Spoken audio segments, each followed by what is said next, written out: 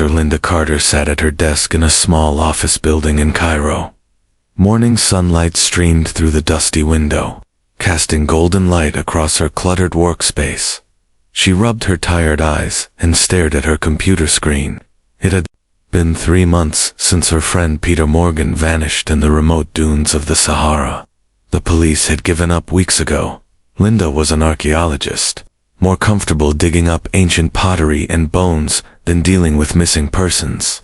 She'd spent years unearthing Egypt's forgotten past. It wasn't glamorous work, but she loved every minute of it.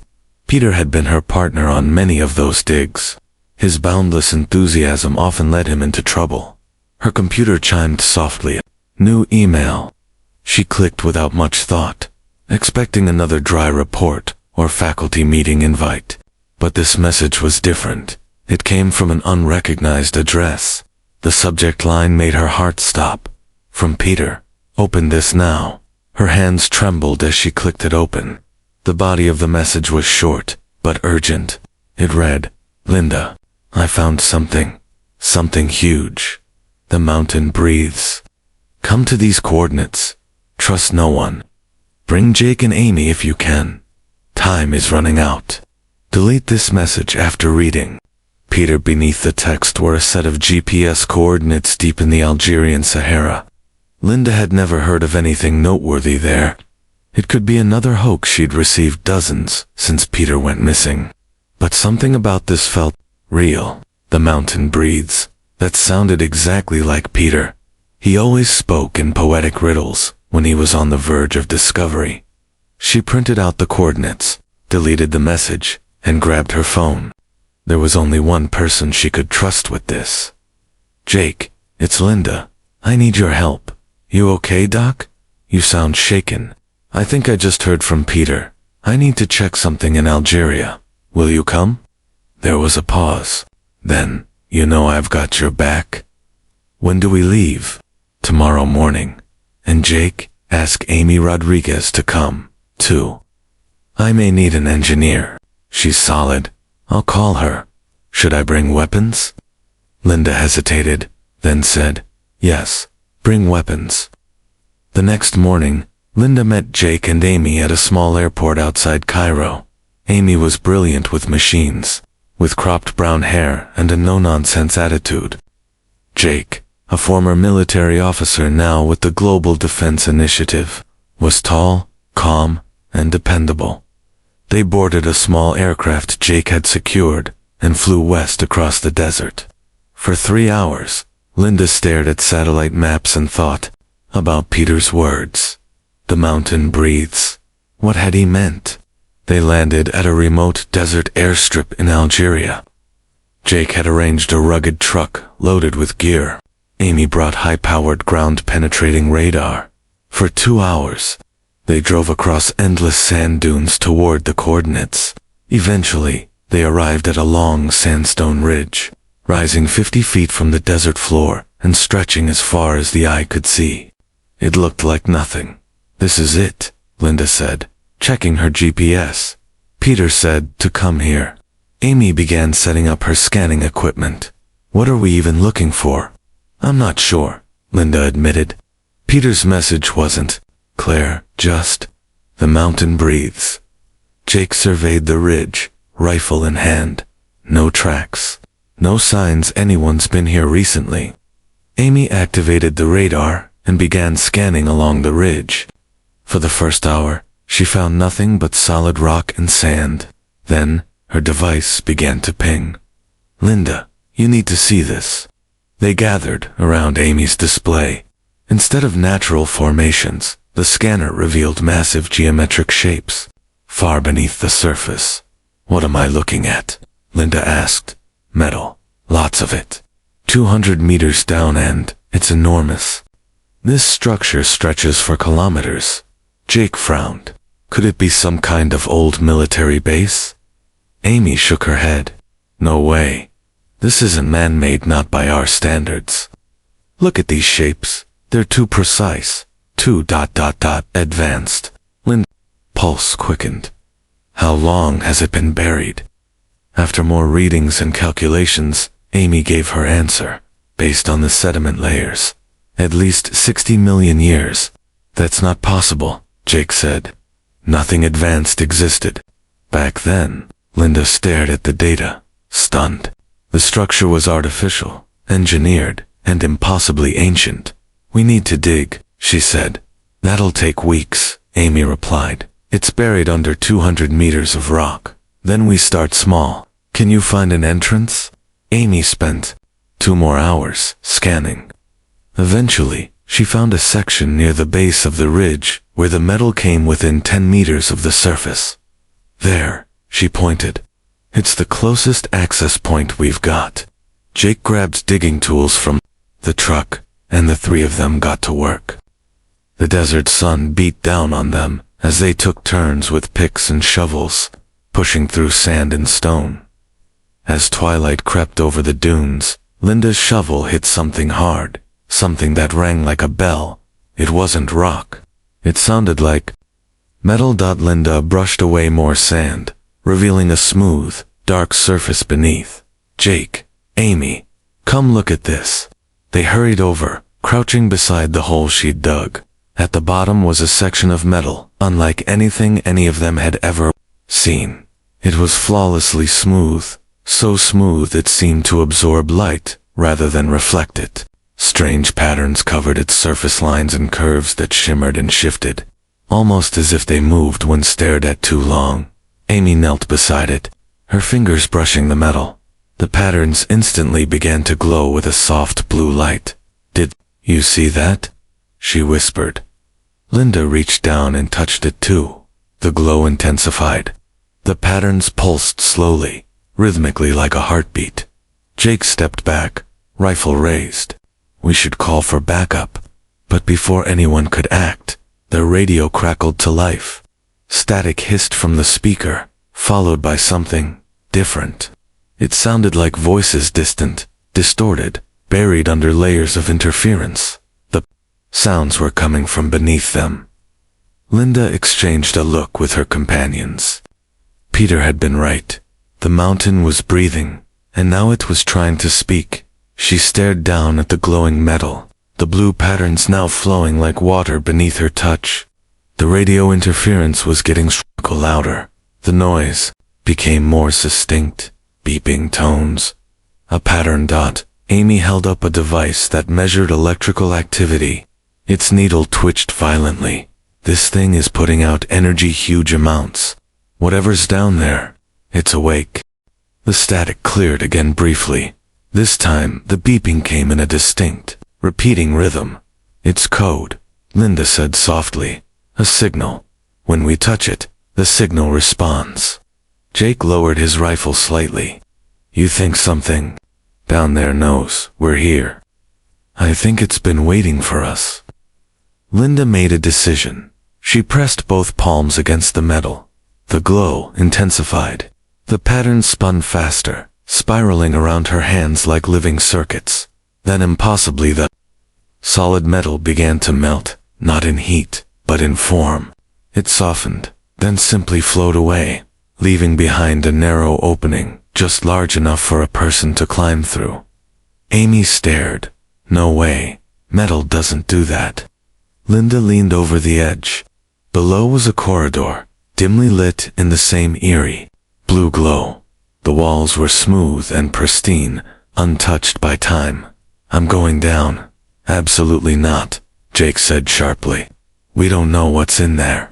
It could be Peter went down there, Linda interrupted. That's how we found this place. If we want answers, we have to follow. Before Jake could stop her, she lowered herself through the opening. She dropped 3 meters and landed silently on a polished floor. Instantly, lights along the corridor flickered on, one by one, illuminating the space in a soft cascade of color. Jake and Amy followed, landing behind her.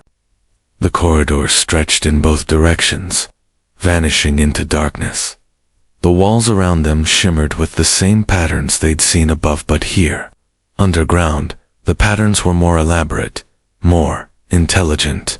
Some looked like writing, others like maps or blueprints. Amy stared around in awe. This isn't human, at least, not any human tech I've ever seen. They moved slowly, every step triggering more lights ahead of them. The corridor had no seams, no joints, no tool marks. It was as if the entire thing hadn't been built at Albert grown. After 10 minutes, the tunnel opened into a vast chamber. They stopped in their tracks, the ceiling arched high above them, curving like the inside of a massive dome. The walls were alive with light-flowing diagrams and symbols that danced and changed. In the center of the chamber was something unmistakable, a control station, circular, majestic, with dozens of floating panels, screens, and glowing interfaces that hummed softly in the silence. The panels lit up with star maps, technical schematics, and streams of data, none of it in any language they recognized. And yet, sitting calmly at the heart of the control station was someone they did recognize. Peter, Linda called out. Peter Morgan turned slowly. He looked older, thinner, his hair longer, with dark circles under his eyes, but he was alive and smiling. Linda, he said with a tired voice, I was hoping you'd find my message. Linda rushed over and hugged him tightly. We thought you were dead. Where have you been? What is this place? Peter gestured around them. I've been learning this place.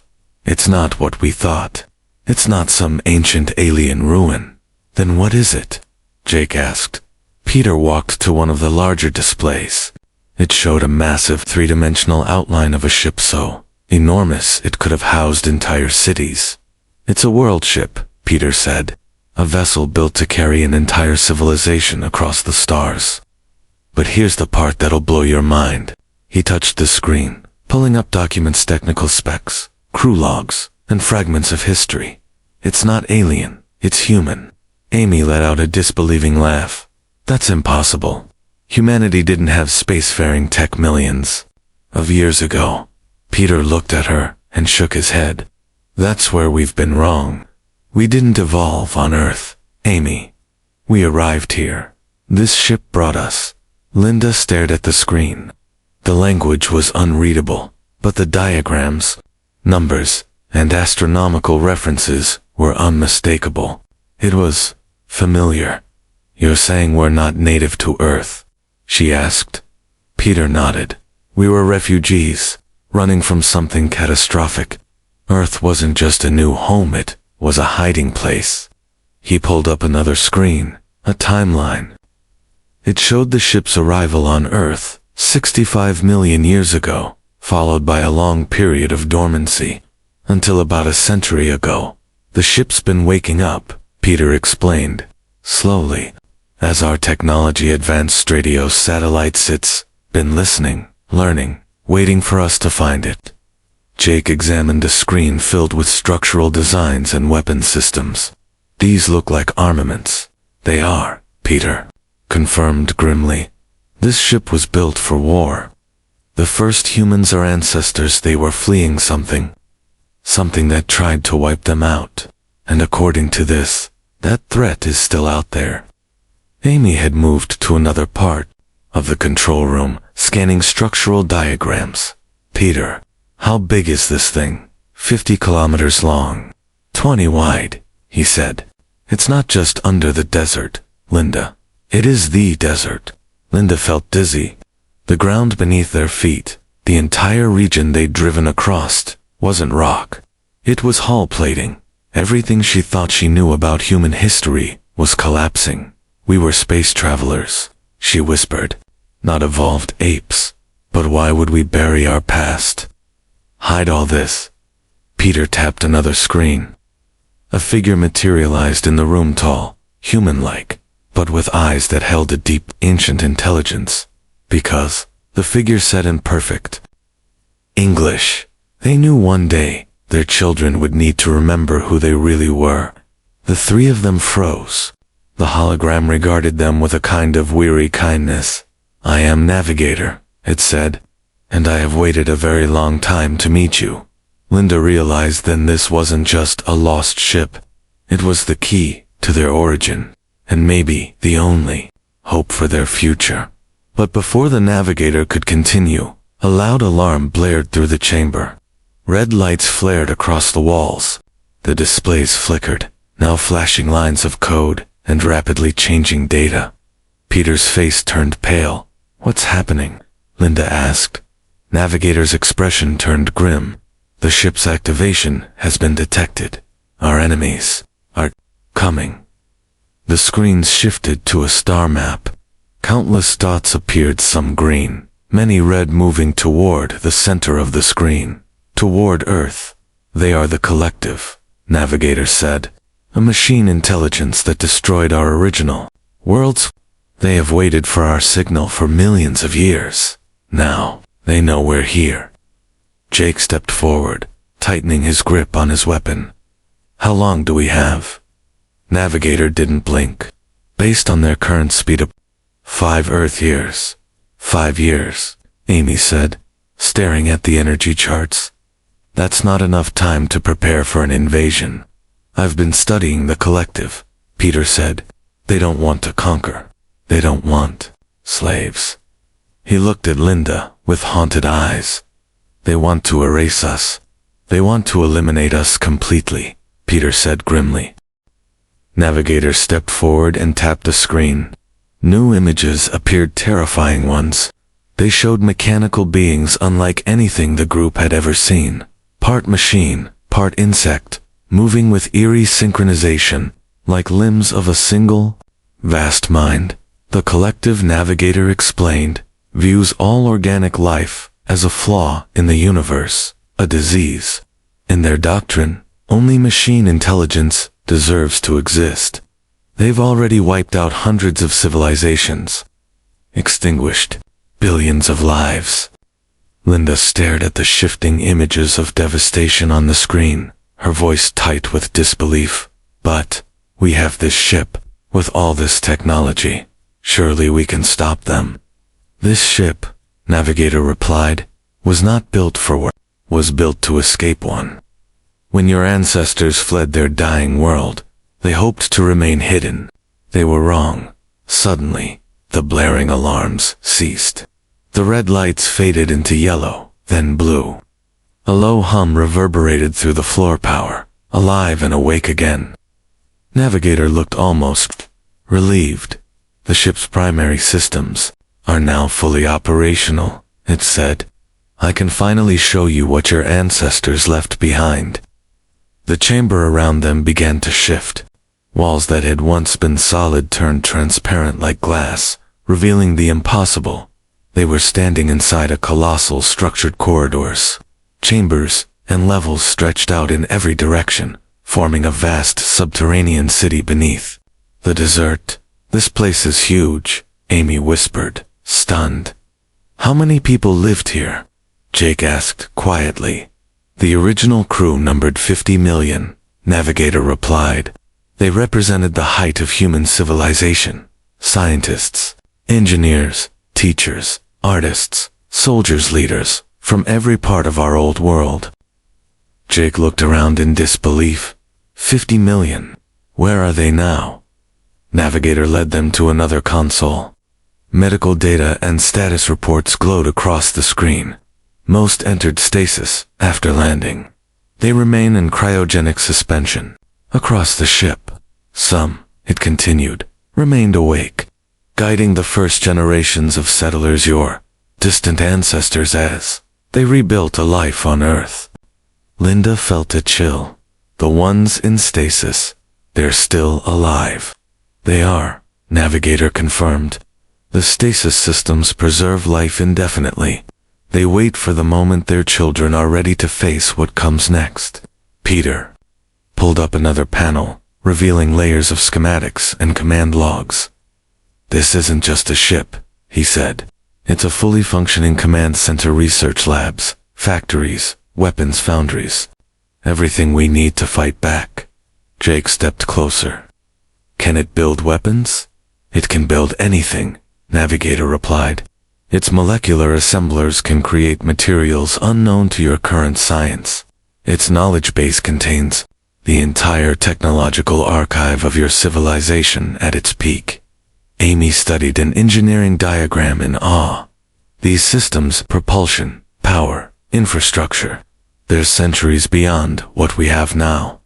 Navigator nodded. Your ancestors chose to start over. They erased their knowledge, choosing simplicity. They believed future generations, you needed to grow from hardship, not comfort, to become strong, adaptable, human. Linda's voice was quiet. So we're not what we thought we were. We're not the beginning, we're the continuation of something ancient. In many ways, Navigator said, modern humans have surpassed the originals. You've endured a harsh world. You've evolved independence, creativity, and resilience. Traits they had begun to lose. The walls shimmered again, revealing a view of Earth from orbit, not the Earth of today, but one long ago. The continents looked different. There were no cities, no humans. Dinosaurs roamed the lush terrain. Peter's voice was hollow with realization. The asteroid impact, the one that killed the dinosaurs. That wasn't a rock from space, Navigator said gently. That was us. The landing of this ship caused the extinction event. The ancestors had never meant to cause such destruction, but they had no choice. The collective was moments behind them when they crash-landed on Earth. And now, Linda said quietly, they found us again. Yes, Navigator responded, but this time, humanity is not defenseless. You have grown on your own. You've developed technologies, cultures, and the most vital skill of all, resilience. Despite your divisions, you've never stopped fighting for your survival. Navigator led them into a new section of the command chamber. Here, screens displayed energy signatures flaring to life all over the planet. This ship, Navigator explained, is not alone. Your ancestors launched 7 world ships. Each preserves a different aspect of human civilization. They've been hidden beneath major geographical formations around your world. Amy scanned the global map. The Himalayas, the Mid-Atlantic Ridge, Yellowstone, the Mariana Trench. Her voice trailed off. These are all places people have reported strange phenomena for decades. Navigator nodded. Each ship has slowly awakened as humanity's technology evolved. Your internet, satellites, even your deep space signals, they told us you were ready to rediscover your origin. Jake was scanning a nearby screen showing weapon specifications. What kind of defenses do these ships have? Each vessel can become a planetary defense platform, Navigator replied. Together, they could withstand nearly any conventional threat. But the collective is not conventional. They've had millions of years to evolve. Linda absorbed the weight of that. So we have 5 years to reawaken ancient humans, relearn lost technologies, and prepare to face a species that's wiped out galaxies. That is correct, Navigator said with calm precision. Peter turned to the group. I've been struggling with this. Should we tell the world? Humanity deserves to know the truth. And what's coming? Amy hesitated. But a revelation this big, it could cause panic. Governments will scramble to seize control of the ships. Wars might start over the technology, Jake added. And if too much activity happens all at once, the collective might detect it sooner. Navigator listened silently before speaking. Your ancestors faced this same dilemma. They chose to hide the truth, and that decision left their children unprepared. Linda looked at each of them, at the swirling data around them, and at the sleeping machinery humming to life. So what do we do? Hide and hope we're ready in time, or trust the world with the truth and risk chaos? Before anyone could answer, the chamber lights flickered. New alerts appeared across every screen. You may not have time to choose, Navigator warned. The ship's awakening is generating seismic events. Multiple governments have already detected them. They are mobilizing. Beyond the transparent walls, they saw corridors lighting up, systems activating. Entire sections of the ship were coming alive. The decision has been made for us, Linda whispered. The world is about to learn that everything they believe about human history is wrong. The ground shook. Dust rained from above. Deep within, the massive world ship was shifting, adjusting its position for the first time in 65 million years. The ship is rising, Navigator announced. It will breach the surface within hours. Can't you stop it? Linda asked. The awakening process is irreversible, Navigator said. It was designed this way to prevent suppression by enemies. Once begun, it must finish. Jake's radio crackled. I'm picking up transmissions. Military units are deploying. Multiple nations. Some are bringing tactical nukes. Amy's eyes widened. If they attack the ships, it could be catastrophic. These vessels are equipped to defend themselves. And they will, Navigator confirmed. If threatened, the ships will respond with overwhelming force. Peter studied a screen showing the status of the 6 other world ships. Are they waking up too? Yes, Navigator said. The signal has reached them. All 7 will rise within 72 hours. Images flashed across the room. News broadcasts showing strange light displays above Yellowstone. Massive thermal spikes in the Mariana Trench. Quakes in the Himalayas. This is going to cause mass panic, Amy muttered. Or, Navigator said, it may unite your world like never before. More alerts flashed. One screen showed stasis pods opening. The people in stasis are beginning to awaken, Navigator added. 47 million aboard this vessel alone. Across all ships, nearly 300 million. Peter stared at the numbers. 300 million humans from another era. They're waking up to a world that isn't theirs. And you, Navigator said to the group, must be the bridge. Without your guidance, there may be conflict between the old world and the new. The ship shuddered again. Huge segments of the inner hull extended upward. Machinery, dormant for eons, roared back to life. Jake grabbed his radio. I need to contact my superiors before someone panics and fires a missile at us. Wait, Linda said. If we do that, we lose control. The military will seize everything, and we'll be locked out. Amy looked up from the control systems, and if any government misinterprets what they see and attacks first, millions could die. Navigator turned to them. There may be another way. The ship can broadcast a message globally. Every screen, every device. No filters, no interference. Peter's eyes lit up. We could tell the truth. All of it. No governments, no cover-ups. Just facts. Assuming anyone believes us, Amy said. Ancient ships. Prehistoric humans. An alien invasion in 5 years. That's a lot to take in. Jake's expression turned grim. We don't have time to debate. Military convoys are en route to all anomaly sites. Some carrying nukes. If nuclear weapons are deployed, Navigator said, the ships will retaliate. The damage to your world could be irreversible.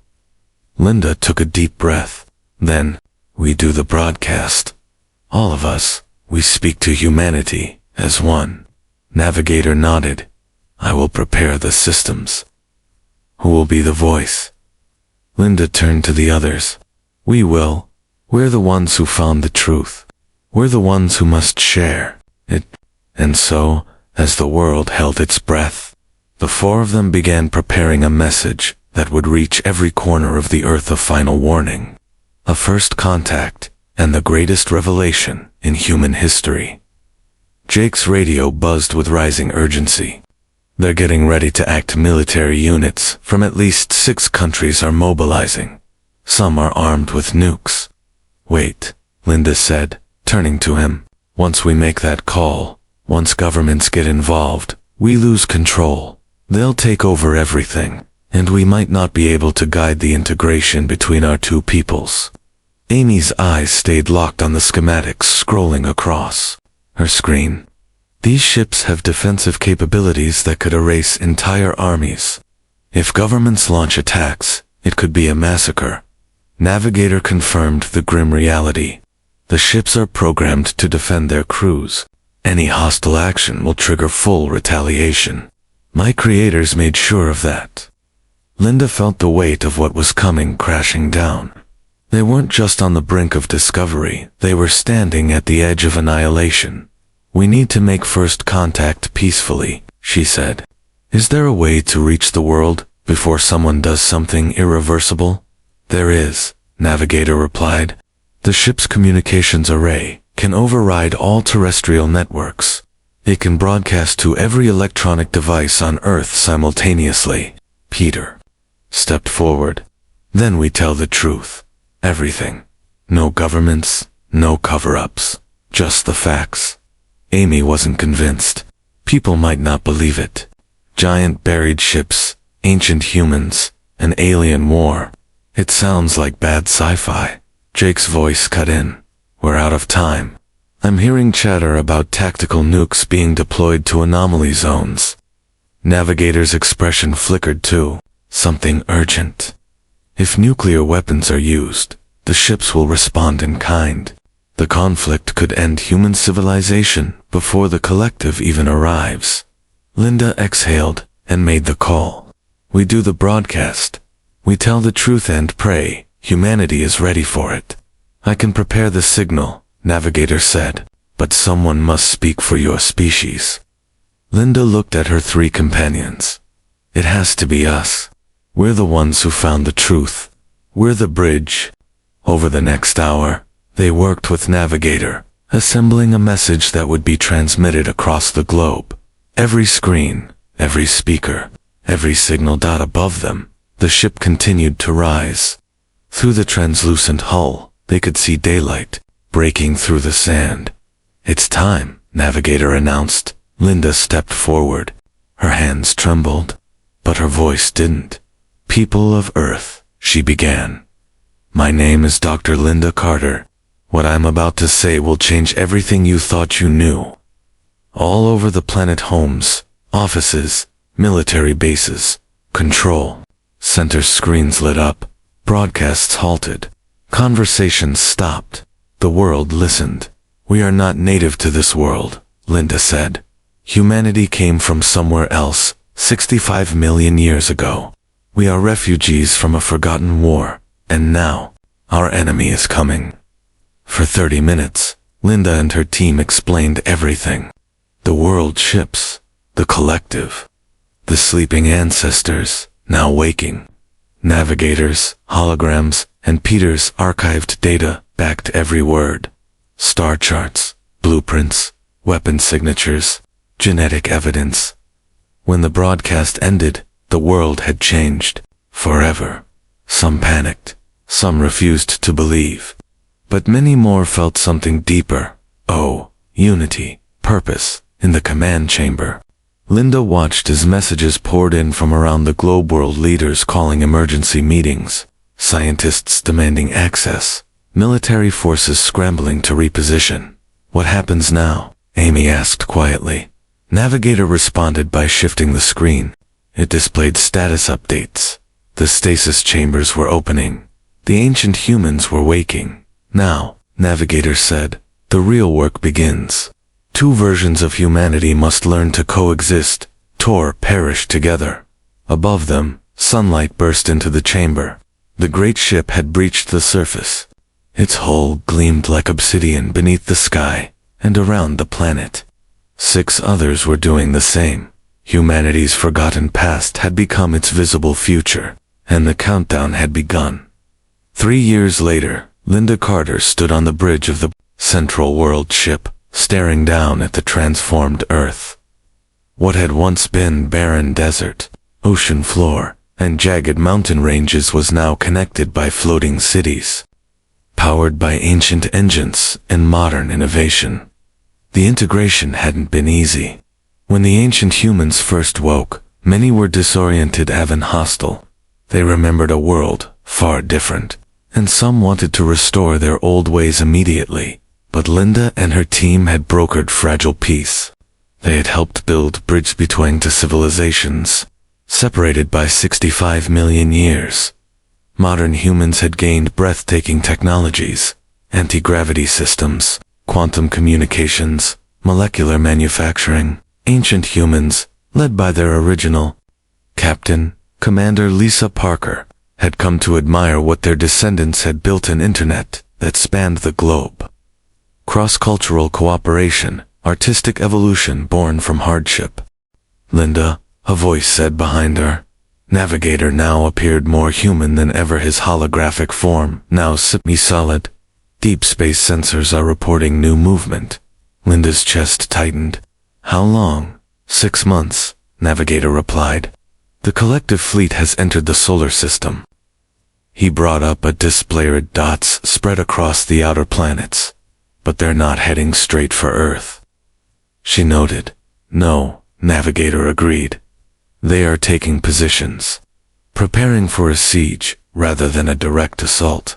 They've learned from the last time, Lisa Parker said as she stepped onto the bridge. Once captain of the sleeping crew, she was now Linda's closest ally. They know we're not as vulnerable as before. The other ship commanders are requesting an emergency council, Lisa added. Linda nodded. Gather them, it's time. In the newly built council chamber, an architectural fusion of both civilizations' leaders from the 7 world ships and Earth's major governments gathered. President Maria Santis of the Global Defense Alliance spoke first. Our combined fleets are as ready as possible. 2,000 ships equipped with both ancient and modern weapons. General Robert Kim added, our production has increased 3,000% since awakening.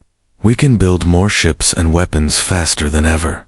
Still, Commander Parker remained somber. The collective numbers over 50,000 vessels, each one larger and more advanced than anything we have. We're still badly outgunned. Amy Rodriguez, now Chief Technology Integration Officer, stepped forward. But we have something they don't. Synergy. Ancient precision plus modern creativity has led to innovations neither civilization could have achieved alone. She displayed new schematics, weapons using quantum entanglement, shielding systems using Earth's unique elements. Jake Sullivan, now a fleet general, pointed to the maps. The real question is strategy. Do we meet them in space or dig in and fight from Earth? Navigator responded with data. Space offers mobility, but risks exposure. Fighting from Earth provides superior defense, but could result in planetary devastation. Linda listened to the back and forth, but her mind returned to something Navigator had once told her. You have not just inherited your ancestors' legacy. You must evolve beyond it. The ancient humans had fled across the stars, refugees running from an enemy they couldn't defeat. But modern humans were different. They had something their ancestors never did. Hope, adaptability, imagination. What if we're thinking about this wrong? Linda said quietly. Everyone in the council chamber turned to her. The collective has hunted us for millions of years because they see organic life as a threat, a disease. But what if we didn't try to fight them the way our ancestors did? What if we tried to change them? Commander Lisa Parker frowned. Change the programming of an entire machine civilization. That's impossible. Not change, Linda corrected. Evolve. A hush fell over the room. We've done what our ancestors never could. We've learned to live with artificial intelligence. Look at Navigator. Look at the ship We've been working alongside them for years. What if we showed the collective that a different path is possible? One where organic and machine intelligence coexist not as enemies, but as partners. Amy's eyes lit up. Our systems are already integrated with parts of the collective's original architecture. Maybe they could understand what we've become. Navigator's form flickered with something that resembled anticipation. It is an unprecedented strategy. If it fails, the collective will annihilate you. But if it succeeds, Linda nodded. If it succeeds, we end a war that spanned galaxies and millennia. The debate was fierce. Military leaders argued for war they had spent years preparing.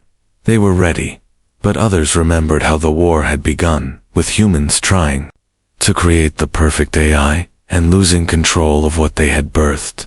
Maybe it was time to finish that story differently. In the end, the council chose both paths. The fleets would be ready, but so would the message.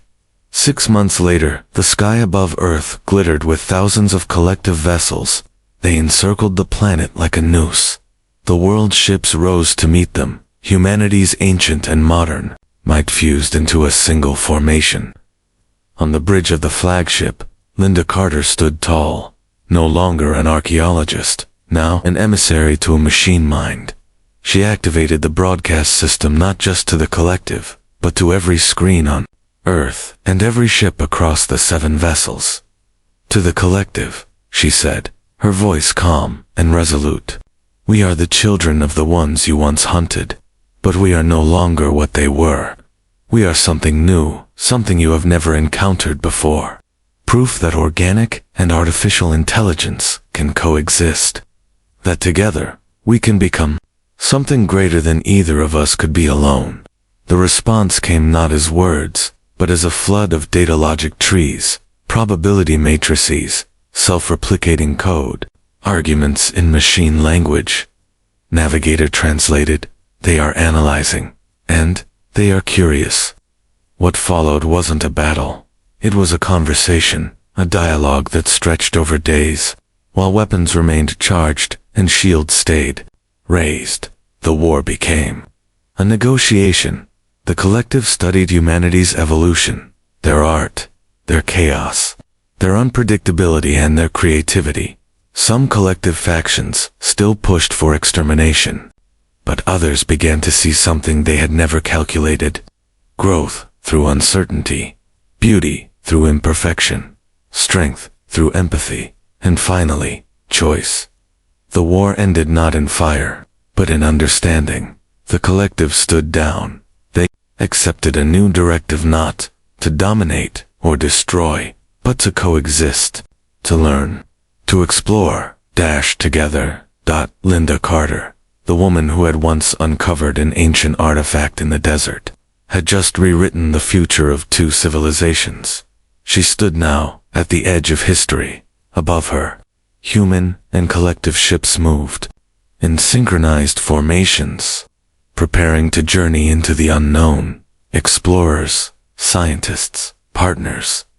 She smiled, tears in her eyes. Humanity had not just survived, it had transcended. The refugees had become teachers, and the galaxy would never be the same.